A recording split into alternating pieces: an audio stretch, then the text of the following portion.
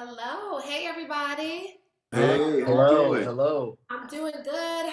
Like Kendra said, I'm Dominique with Benworthy Media. And Kendra G, I just want to give a shout out to you in the illustrious Hampton University. Yes, did you go to Hampton?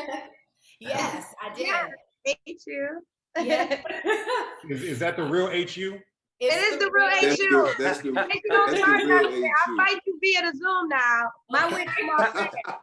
Yeah, that's the real HU. They represent VA. Yeah, 202 there. Yes. Right. Wrong team.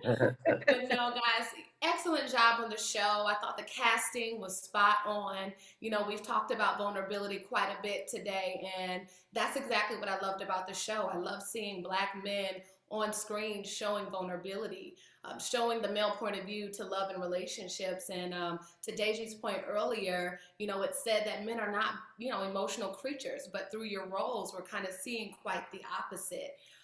Can the cast, Deji, Philip, Thomas, Derek, and Earthquake, kind of speak about or dispel some of the myths that come along with the male experience and love? Who wants to start that one?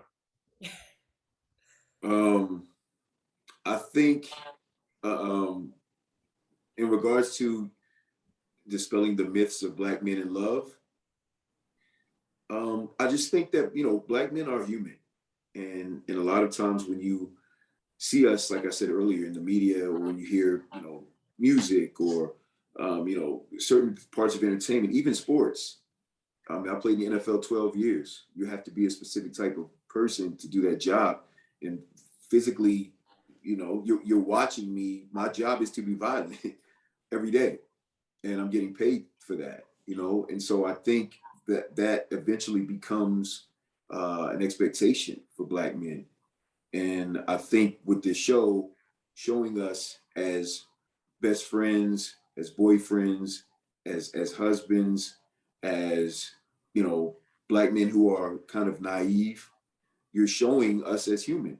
And I think that's the major selling point with this show, is being able to see Black men in all different aspects and different facets as being human in their own way. That's definitely one thing that we want to definitely debunk.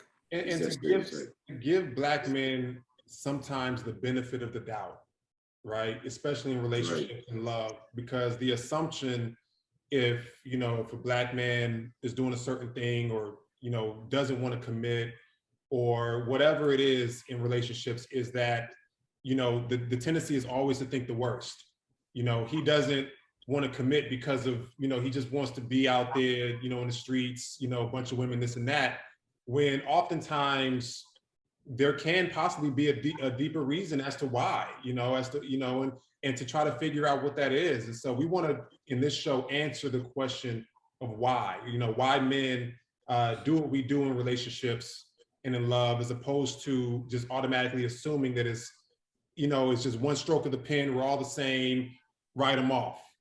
Everybody's different. Everybody has their own intentions, and sometimes their intentions can be bad, but sometimes their intentions can be pure, and honest and conflicted. And so peel back those layers and try to figure out what that is. And that's exactly what we do on this show. I think also the myth that Black men don't talk, right? I think that, a lot of times when, us as Black men are in environments that are not judged or safe, we do, more than not, Black men, we have a circle of people that we do trust, that we can talk and communicate. And I think that's what's going to be seen on the show, which is why we're going to be projected in a different light that a lot of times media doesn't show us. Got it. Thank you, Dominique, for your question. Hampton girl right there. Thank you so much. Thanks, Dominique. Yes. Thank you. Thank you.